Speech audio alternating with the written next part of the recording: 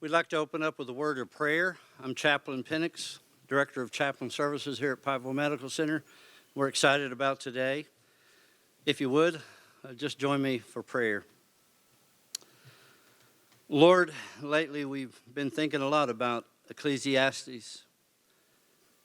There is a time for everything and a season for every activity under the heavens. A time to tear down and a time to build. Today, we're thankful that PMC has received the overwhelming support to be able to build these wonderful facilities, and including the Appalachian Valley Autism Center, as well as the Heart and Vascular Institute. We give you praise, and we ask your blessings on this endeavor. Amen.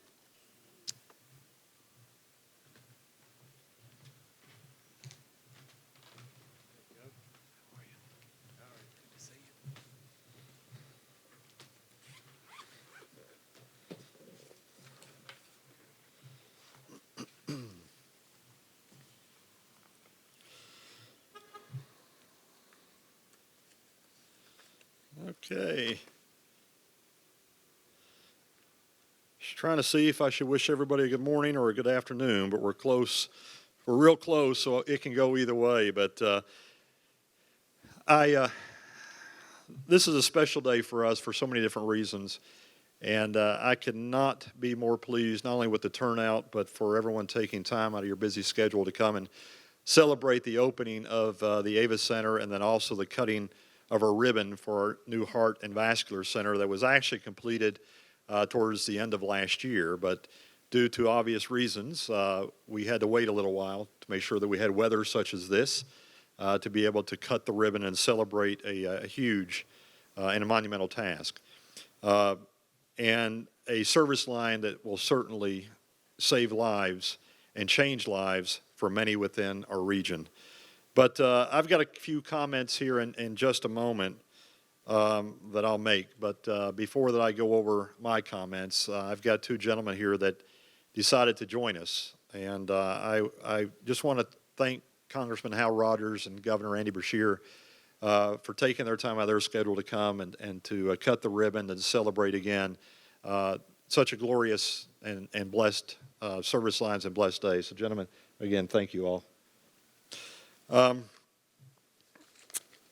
also want to take a moment to thank those who came out. We've got so many dignitaries that are here today, and hopefully I won't miss any, but I want to real quickly go through the list of who all came out. And, you know, that's the wonderful thing about our community and about being in Eastern Kentucky and Kentucky as a whole, is that it's such a genuine heart, and people really care. It's about family. It's about helping one another, about propping each other up. So anytime there's an event such as this is a type of showing that we have. So I greatly appreciate it. So again, those that are in the crowd today, I want to thank our PVA, Lonnie Osborne, our Pike County Sheriff Rodney Scott, our Pike County Judge Executive, Judge Ray Jones, our Pike County Health Department Director Tammy Riley, the Superintendent for the Board of Education for Pike County, Reed Atkins, Pike County Attorney Kevin King, Pike County Deputy Judge Reggie Hickman, Pikeville City Commissioners. We have Allison Powers, Steve Hartsock, and Bob Shurtleff, who serves two roles. He's also one of our Board of Directors. And then Pikeville City Manager, we have Philip Ellswick, and also Pikeville City Commissioner Pat McNamee.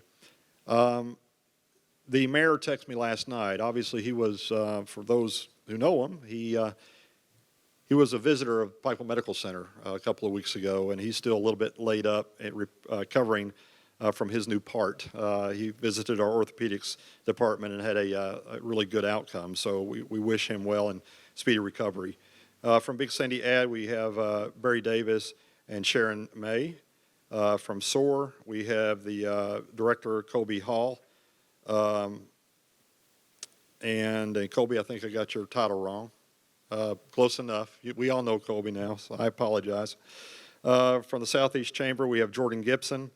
We have, of course, our Board of Directors are all here today as well, so many of them, and I can't thank you all enough for showing up and always supporting health and well-being for our region. Of course, my good friend, we've got the governor and the governor's senior advisor, my good friend Rocky Atkins. Rocky, it's always a pleasure to see you, my friend.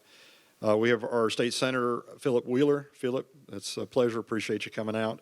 State Representative Angie Hatton. Let's see. State Representative, Congressman Rogers' office. We have Karen Kelly. We have Congressman Rep. Adam Rice, and then our foundation advisors also. So many of them are here today. Lynn Paris, Dr. Sachdevas, Alan Gillum, Governor Paul Patton, dear friend, Greg May, and Judge Robbie Wright is here as well. I know I forgot somebody. Who did I not call out today? Norma. I saw Norma a minute ago as well. Norma is a dear, dear friend, and glad she's in the seat that she's in now, and we appreciate you coming out always and supporting. They have your name on the list, so I'll take responsibility because I talked to you just a minute ago. So again, I can't thank you all enough for coming out today. It means the world to me. This is a special and not only moment for our hospital, but obviously a special moment for me personally. So I'm going to shut up for just a moment and introduce our guests and let them come up and say a few words, and then I'll kind of close it out, and then we'll cut the ribbon today. So first to the podium, Congressman Hal Rogers needs no introduction. We know him. We know what he has done for our community. His footprint is left pretty much anywhere that you look left to the right. You're going to see Hal Rogers' name as part of somehow involved in a project, including this project. So without further ado, I'd like to invite Congressman Hal Rogers up to make a few comments. Congressman?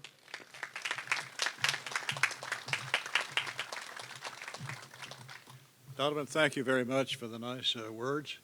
Good morning, everyone. It's good to be with you. We're glad to see the sunshine and the warm weather. You'll be complaining about this, I guarantee you, soon. But anyway, Governor, it's good to be with you. And Governor Patton, where are you? Here he is. Good to see you, Governor. And the rest of you. It's a great day for Eastern Kentucky. Great day for Pike County, certainly. And a great day for the Blackburns, especially.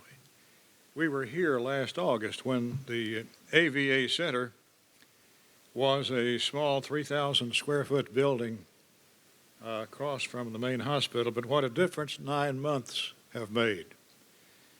Today's celebration is not about this great new location or having a larger building. It's proof that one person can make a difference.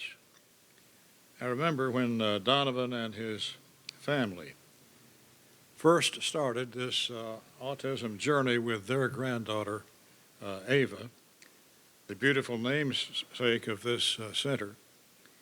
They were perplexed about the absence of resources close to home and troubled as Ava's days without therapy turned into weeks and then months. It was as if Donovan's family was facing their greatest mountain.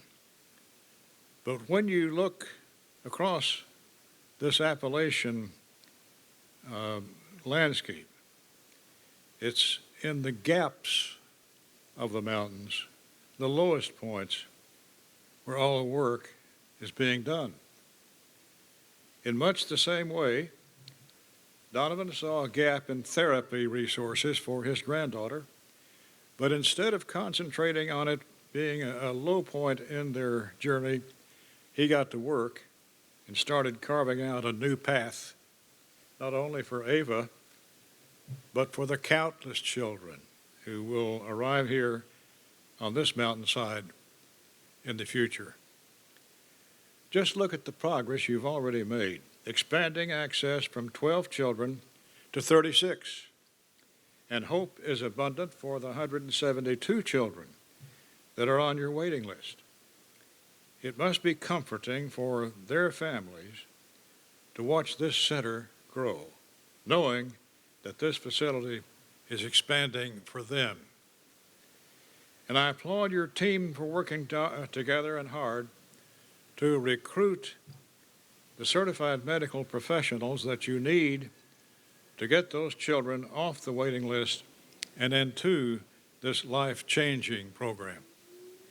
In just a few short months, some of the children who were nonverbal are now talking for the first time, and others with sensory-based challenges are now able to tolerate textures and noises that they couldn't before. Donovan, I know that you've had a lot of help, but this facility is your vision, shining brightly in the gap of the great mountains that you and your family once faced, and I want you to know that we're here to support you in every way, in every way. So thank you, Donovan.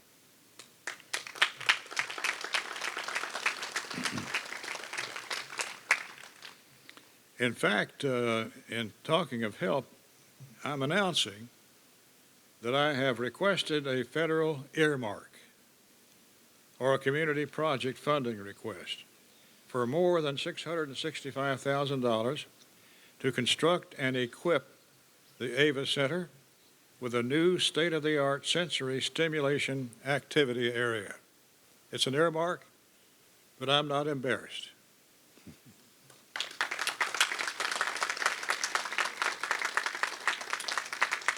Now, this earmark is not a done deal yet. It still has to make it through the full federal appropriations process in the House and Senate. But if we don't make the request, we're leaving money on the table for other states and other urban areas. And I think you deserve it here at the AVA Center as much as anywhere else in the country. This is the first time since 2010 that the U.S. House has had the opportunity to request earmark funding, and I'm proud to say that one of my top priorities for the region is strengthening health care in these hills. I have full confidence that we will get that funding over the finish line later this year.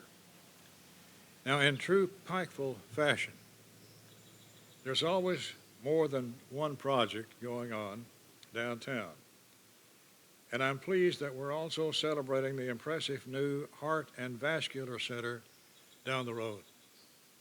Here in eastern Kentucky, we're known for a lot of great things. Famous country music stars, coal mines, good down-home country cooking, and good, friendly home people. But Kentucky's Appalachian region also has some of the highest rates of heart disease, diabetes, obesity, and cancer in the country. In fact, as you may know, heart disease is the leading cause of death in Kentucky according to the CDC. So there's no better place for 13 physicians to be housed in one location to tackle the life-saving heart disease battle that we face here in these mountains. As you know, a vision without funding is a hallucination. And that's not a problem for you here in Pikeville, because you worked hard to earn a competitive $75 million USDA low-interest loan and a $2.5 million grant through the Economic Development Administration to help bring this dream to fruition. And I congratulate you for it. Pikeville Medical Center continues to expand its campus, recruiting more doctors, nurses, and medical professionals than we've ever had before in our region. And I stand in awe as we watch this flagship medical complex transform the next generation of health care for eastern Kentuckians. Over the last 2 years, Pikeville Medical Center has also received 2 grants totaling nearly $9 million for the Leonard Lawson Cancer Center and the new Children's Hospital through the Abandoned Mine Lands pilot program that I launched in 2016 to help our coal communities rebound from the war on coal. And last year, in the midst of the COVID-19 shutdown, Pikeville Medical Center received nearly $44.7 million through the Federal CARES Act to make sure these doors stayed open and our medical professionals kept their jobs. I fought hard to make sure that emergency federal CARES funding was set aside specifically for our rural hospitals to make sure these priceless medical resources are always available to our people. But I want to applaud each and every medical professional and hospital executive here today. Somehow, in the midst of an international pandemic and shutdown, you kept working and pressing forward. You risked your lives to save others during this pandemic that we are forever indebted to you for your bravery and diligent service to the people of this region. I've always said that the people of Eastern Kentucky are the most resilient people in the world. That's why you thrive in the face of challenges, because you've been doing it for a long, long time. Your drive and your ingenuity are inspiring, and I'm honored to continue working with you and with Governor Beshear to help make Eastern Kentucky an even better place to live. Thanks to you, I think our best days are ahead of us. So keep up your great work, and I wish you Godspeed.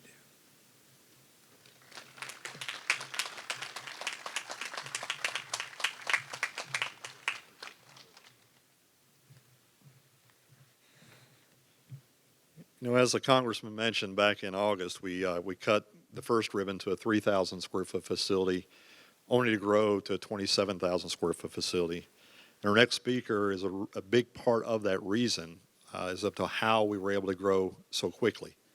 It's because in August we sat in the back of the tent and we talked to the governor and then to Rocky and to Secretary Freelander about opening up this wonderful building. So the bottom floor and the top floor housed government offices from the state. And we were in the midst of COVID as well, or heading down that path. And we asked that those offices be relocated. We were told that it would happen in about a year's time. And 2 months later, the offices were vacated and we were under construction. So this path that we have taken started actually a year ago. About a year and a month ago, that has allowed us to come here today. So again, without further ado and without making additional comments, I would like to invite to the podium Governor Andy Beshear for his comments, our governor who supports health and well-being for our Commonwealth. Thank you.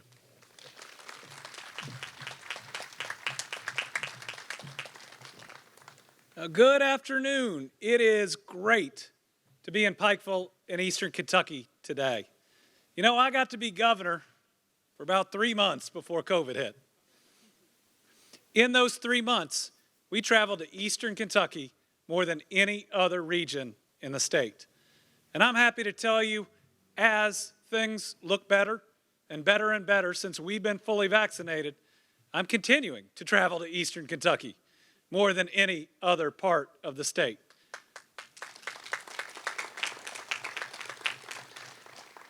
There are two, I think, really good reasons for that. Number one is we care. If every part of our state isn't succeeding, then our state isn't succeeding. And the number two reason is Rocky Atkins sets the schedule. Rocky, we appreciate you so much in the administration. You ensure that we have a laser focus every single day on Eastern Kentucky. You fought for Eastern Kentucky your entire career, and thank you for working with me to do everything we can to help Eastern Kentucky day in and day out.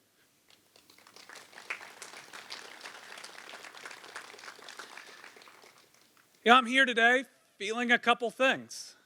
I'm feeling grateful and I'm feeling hopeful. I'm grateful for our healthcare heroes who in the most difficult of times, putting their own health and lives on the line were there for our people. They were there for our people to test. They were there for our people to treat. They walked into their jobs even when they didn't have the protective equipment that they needed. They held our loved ones' hands. Some of them passed away without those family members being able to be there. And now, they're providing safe and effective vaccines that now, just 15 months after our first case, 1.95 million Kentuckians have now been vaccinated. Thank you all so much for your work. And let me thank Pike County and Pikeville Medical Center for all the work that you have done there. You were some of the earliest to get the vaccine. You deployed it to our healthcare workers. You have helped Kentucky now vaccinate over 80% of our Kentuckians 65 years and older. That's pretty special. Thank you so much for that work. But I'm also grateful for the goodness of the people of Kentucky. You know, Congressman Rogers mentioned it. You know, we're number 1, 2, or 3 in heart disease, diabetes, lung cancer across the country. And when COVID first hit, we were concerned. Those are all the organs, those are all the conditions that this virus comes for. Every single model predicted that we would get hit worse, and we would lose more per capita than just about any other place in the country. Yet as we stand here today, we have saved more lives, and we have protected more people than just about anywhere else. And the reason is you. The reason is what's special that makes up the people of Kentucky, that we care about one another. And that any crisis, any emergency, it could be the flooding, it could be the sleet, it could be the snow, we've dealt with all of those. Or it could be a pandemic that has lasted this long. You're willing to do what it takes to take care of each other. Because of our goodness, we are here today in better shape, with more of our loved ones around us than just about anywhere else. And so we ought to take a moment to thank all the people of Kentucky for all their sacrifices. Thank you all so much. But I am also hopeful, because after 15 difficult months, and they've been difficult, and I often say our present is tough, our immediate past is tragic. It's going to be about 6,700 Kentuckians that we've lost. But our future is exciting. I'm hopeful for so many reasons. Hopeful that we seem to be coming out of this pandemic. Hopeful that our economy is taking off, whether it's Site Selection Magazine ranking us #1 last year in economic development for our region, #1 for any state under 5 million people, #3 per capita in the entire country, #7 overall in the entire country. Whether it's 2 rating agencies that say our economy is rebounding faster than others and that we are coming back with gusto. Whether it's April being our best sales tax month, not since the beginning of the pandemic, but ever, meaning more people are out and more is going on. Whether it's looking at downtown here, when last year we set a record for investments across Kentucky and what's going on in downtown. I'm hopeful about where our economy is going. But I'm also hopeful today because as we're here, we're living out our values. We're living out our faith. We're living out our calling. See, I believe that health care is a basic human right. And sometimes that sounds like political speak. But I'll give you an example of it. When we were down in one of the only trips we made during COVID, trying to set the right example for groundbreaking, be with Donovan, be with Congressman, be with my new buddy Ava. We dug a little together. They played a video of a family that got that diagnosis, were facing that stress, and they were told the best thing that they could do for their child's health care is to move. That is wrong. It is just plain wrong. If we believe that health care is truly something that everybody should have, that should be accessible, should be affordable, it means that every child in this region should have a place right here, should be able to come in their own backyard and get the treatment and the help they need. You think about our faith where Jesus said to the children, let them come to me and do not hinder them.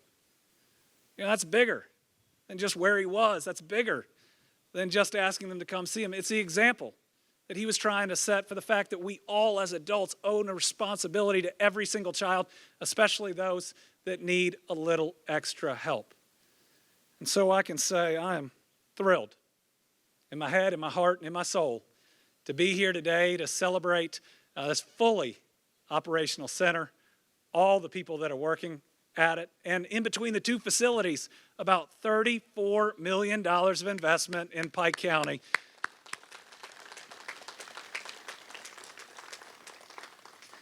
So as we come out of COVID, and Donovan and I have had a chance to talk about this, we all of a sudden get to have a totally different discussion, right? The last 15 months have been about how we survive, how we protect one another, how we protect our economy as it's going. But I'd like to think that our discussion going forward is who and what do we want to be? Because everything we're seeing economically, the opportunity working with our state legislature to do water, sewer, broadband, and school projects at the tune of over $2 billion tells us that the last 15 months have been hard, but the next 15 months are going to be filled with more opportunity than I think just about any of us have seen. And I got to say, after everything we've been through, I think we deserve it. The good news, the opportunity. But if we're going to live out those same values we're talking about, we got to make sure it happens right here in Eastern Kentucky. For far too long, when there have been chances, when there have been dollars, we have seen them create some opportunity but not lift everyone up equally. COVID should have taught us that we are all connected, that every single decision we make impacts those around us, and when one of us is struggling, we are all struggling. We can take some of that goodness. I think it can make sure that every single part of our state, every single part of all of our cities can make sure that they have an equal chance at this opportunity that's to come. That's going to be about jobs. It's going to be about health care. It's going to be about education. And I think for us, the sky is the limit. So many impediments that seemed to hold us back before COVID don't seem to be there any longer. We're no longer competing with the density of New York and LA. With remote working, we got the opportunity to live wherever we want and to work for whoever we want. This opportunity right now is ours to grasp. But I think to do it, we got to do what you're seeing here and what we did at the end of the legislative session. Those things that divide us, those things that we fought about, we've learned in this pandemic they're not all that important. When everybody else's lives are on the line, we were able to put all that aside and just do the right thing.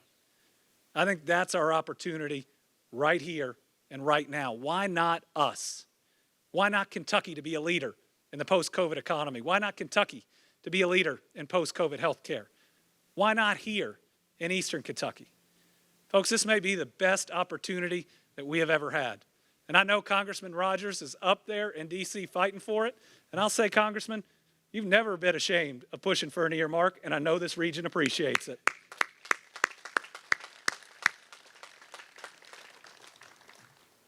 So I'm hopeful, and that is a good emotion to feel after what we've all been through.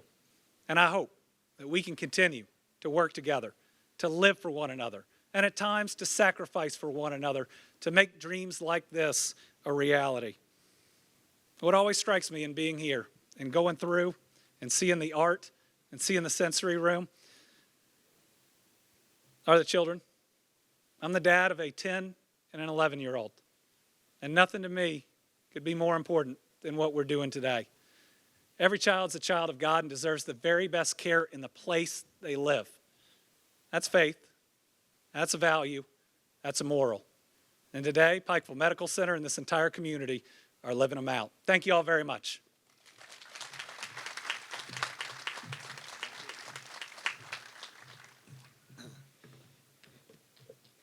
Governor and Hal, I can't thank you enough from the bottom of our heart for several different reasons.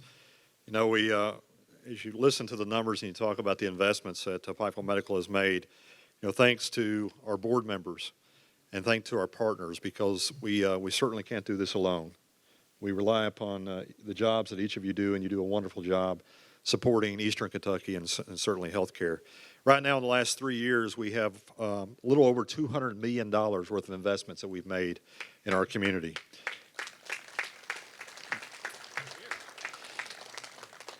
And each single investment is not only an investment towards health and healing, it's an investment in our community. It's an investment for jobs. And as you look at the center behind it, the Ava Center is a great example of that. By the time we started, I mentioned a moment ago, we've started about a year ago. By the time we're finished in the next 18 months, we'll have hired close to 80 employees that are paying a good rate as well. So I mentioned earlier that today is a very special day for me personally for two reasons. Is that the Heart and Vascular Center was actually the first major capital project that I pushed forward with our board of directors, with the support of our board, when I took the chair as CEO for Pikeville Medical. The $35 million investment is certainly changing the lives of people who work, live, and visit our region. I'm going to defer to at the ribbon cutting at the hospital a little bit in a few minutes to our chairman, Ron Burchett, for remarks regarding the Heart and Vascular Center. But the work that our team is doing there is absolutely second to none, not just within the state of Kentucky, but within the nation. It's amazing. And we're very excited and very pleased to officially cut the ribbon. Today, as I mentioned, I keep saying is a special day for me because, as the governor alluded to and the congressman alluded to earlier, is that the name of this building represents so much more to me personally than just the Appalachian Valley Autism Center and what it brings to the kids and the parents and the families of this region. It's also the building that bears my granddaughter's name because we were that family that went to Lexington. My son was that family that was told, Governor, that he would have to move if he wanted our grandbaby to have the help that she did. Now, we've got 36 learners in our program right now, and I'll talk about them in just a moment. But to see the advancement in Ava, her biggest issue is social anxiety. And to see your governor interact with you and the rest of the crew there, you couldn't tell at all that she's anxious at all. This is a child that this weekend that and I'm talking as a grandfather now, not as a CEO, but this weekend she was over. She usually spends the night with me and Pop-Up and Mimi on Friday. And I had her in the pool Saturday, or Friday night actually. It was Friday night with her brother. And she looked up at me and she looked up at the moon. And her, I get emotional because this is a child that we didn't know was going to talk. She looked up at the moon and she said, in her ever so gentle voice, Alexa, turn on the moon.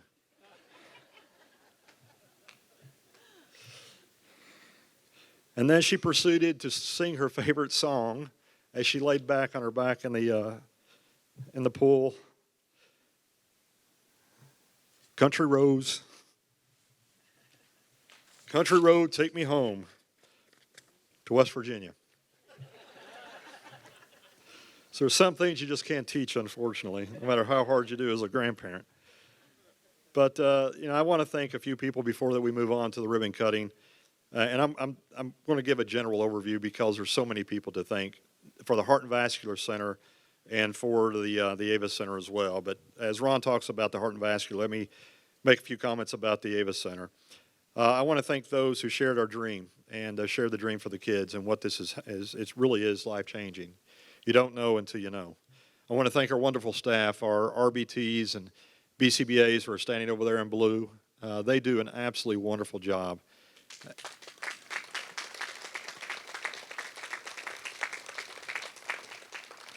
To stand, not only to look and be attentive to these kids' needs, but to stand there 8 hours a day with a child at your side at every moment, making sure their wealth and well-being and their advancement and their life, which is ahead of them, is taken care of so that they can fulfill the dreams that they have. I want to thank Michelle Rainey and Amber Tackett, Juanita Deskins, who has served in huge leadership roles for making this dream come true. I want to thank Kansas, Lenny, Taylor and his team, who's done an amazing job to get the facility into the condition it is, along with all the contractors as well. I want to thank my partner, my love, my wife, for living this dream with me. Honey, I love you and I appreciate you. But most of all, I want to thank God. Because my God was in every single step. You do not know how many doors was open because we prayed. We prayed hard. People showed up, doors moved, mountains moved, and things happened. It's just absolutely amazing. So here we are today celebrating two major service lines. There's been so many tears along the way, tears of happiness and tears of joy. To know that a mother is able to sit in her vehicle and to have an argument with her child for the first time may not mean anything to you. And Governor, for us to have kids, or my kids are grown now, but knowing, Congressman, in the back seat when you hear your kids scream and yell at one another, you want to tell them to hush. Yes. But in this instant, when you have a child that argues for the first time, what a blessing. And what a blessing to know that it's between a hamburger and an ice cream. The child wanted an ice cream, good golly. But also to know that to have a parent that has a 9-year-old, soon to be 10, that would never know their child's voice. Imagine that. The work that these fellows do over here, and gals, guy, I guess guy. There's one guy, by the way, is why I said that. But to see a parent pull up and a 9-year-old utter for the first time, Dada, Dada. And to sit in the back of the vehicle and say, I love you. To see a father break down. The work you're doing matters. Thank you. You know, the CDC says in 1970s and 80s, 1 in every 2,000 children were diagnosed to be on the spectrum. We fast forward to this year, it's 1 in 54. As the Congressman mentioned, we have nearly 200 kids on our waiting list. Our facility will hold about 108 unless we go to weekends, which we plan to do. We're changing lives because the board, for the first time, David, I heard you say this week, approved a budget on a service line that we were going to lose money on. And we will get there, and we are making strides because as a Christian organization, it's the right thing to do. So the Avis Center behind you, I give to you as a 27,000 square foot facility. So far as we can tell, it's the largest ABA center in the nation. It's equipped with swing rooms, de-escalation rooms, feeding rooms, library activity rooms, training rooms, ADOS testing. For the first time in Eastern Kentucky, we can do ADOS testing. Multi-sensor room, gymnasium, PT and speech, and so much more. The services we offer is ABA therapy, speech therapy, occupational feeding, OMT, psychological testing, and we actually have staff RNs on standby also. So in my closing remarks, I want to thank again our partners, Congressman, Governor, for the work you're doing and for understanding the blight at times that we face. You know, leading the nation in heart cancer isn't a fun thing, but making the right investments so that the people of our community and our region can live their fullest life and not have to travel to do so is an amazing task, and we thank you for that. Thank you.